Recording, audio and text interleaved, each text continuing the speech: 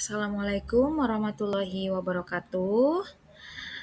Kembali lagi bersama saya Wita Rospianti Dewi, tutor materi IPS paket B kelas 8 di PKBM Bina Pandu Mandiri. Nah, pada kali ini saya akan menjelaskan tentang perubahan kehidupan bangsa Indonesia menuju perkembangan secara berkesinambungan dari masa praaksara sampai masa Hindu, Buddha, dan Islam secara kronologis dan sistematis. Perubahan kehidupan bangsa Indonesia menuju perkembangan secara berkesinambungan dari masa praaksara hingga masa Hindu-Buddha dan Islam dapat dijelaskan secara kronologis dan sistematis sebagai berikut. Yang pertama itu pada masa praaksara atau zaman batu dan zaman logam.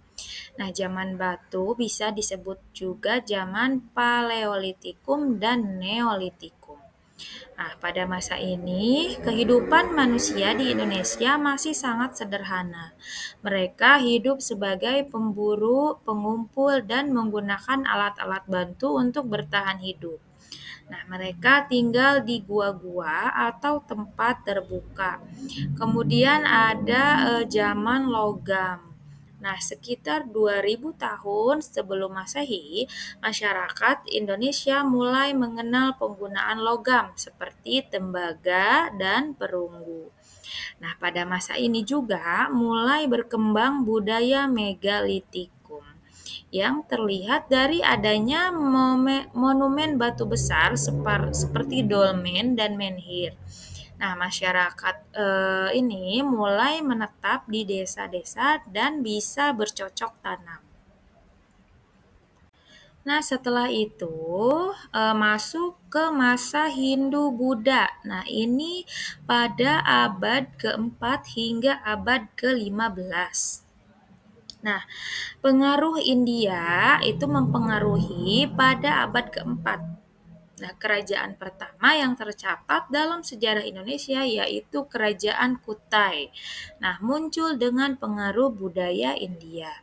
Ini menandakan dimulainya pengaruh agama Hindu dan Buddha di Indonesia.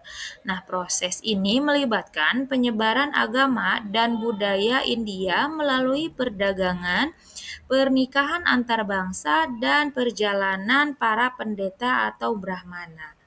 Nah, selanjutnya setelah itu ada kerajaan-kerajaan Hindu-Buddha. Nah, beberapa kerajaan besar muncul pada masa ini, antara lain yang pertama yaitu Kerajaan Sriwijaya. Nah, ini muncul pada abad ke-7 hingga ke-13. Nah, kerajaan ini berbasis di Sumatera dan menjadi pusat perdagangan maritim serta penyebaran agama Buddha.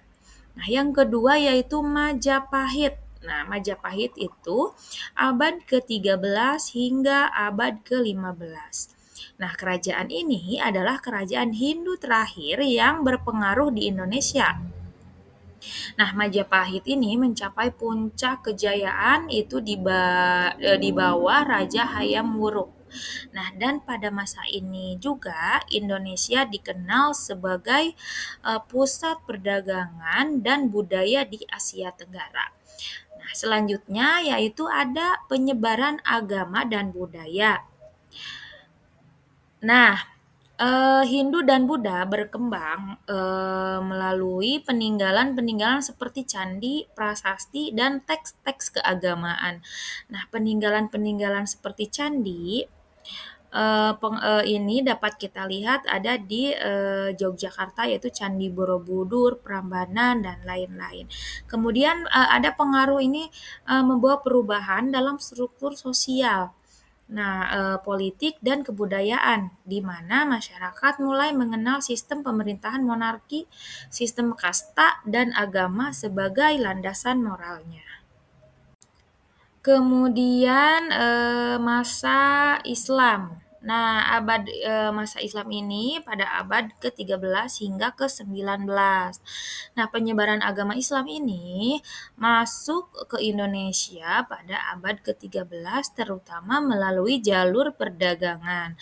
Nah, para pedagang muslim dari Gujarat atau India, Arab, dan Persia membawa agama Islam dan menyebarkannya di pesisir-pesisir pulau besar di Indonesia. Kerajaan-kerajaan Islamnya seiring dengan perkembangan Islam banyak kerajaan yang muncul. Seperti yang pertama itu ya Kerajaan Samudra Pasai itu pada abad ke-13. Nah, kerajaan pertama yang tercatat di Indonesia yang terletak di Aceh. Nah, kemudian ada Demak.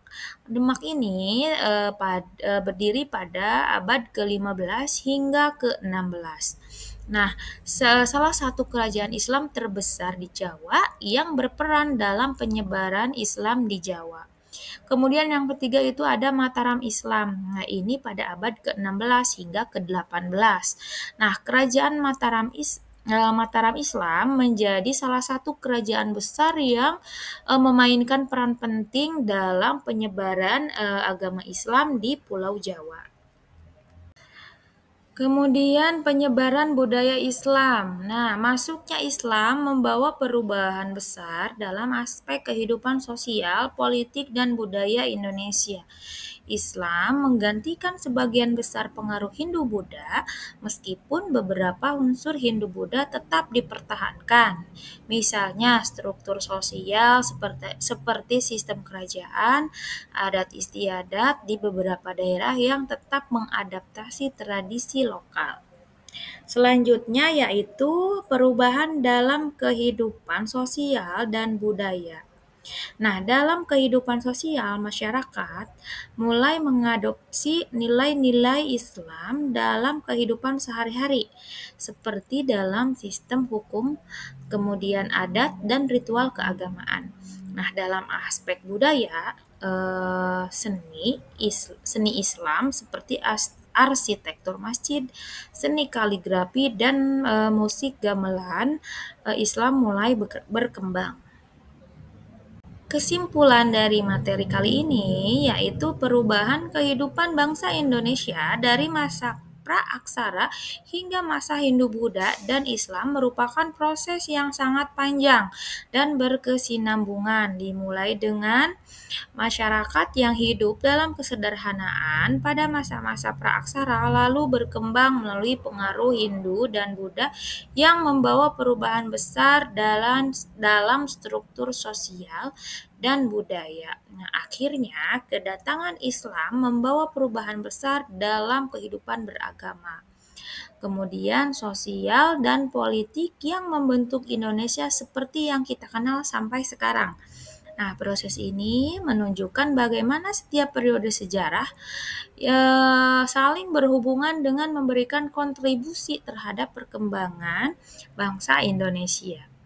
Demikian yang bisa saya sampaikan untuk pertemuan kali ini. Mudah-mudahan warga belajar semua dapat memahami apa yang saya sampaikan.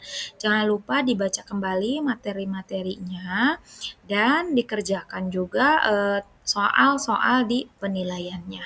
Saya tutup pertemuan kali ini dengan ucapan wassalamualaikum warahmatullahi wabarakatuh.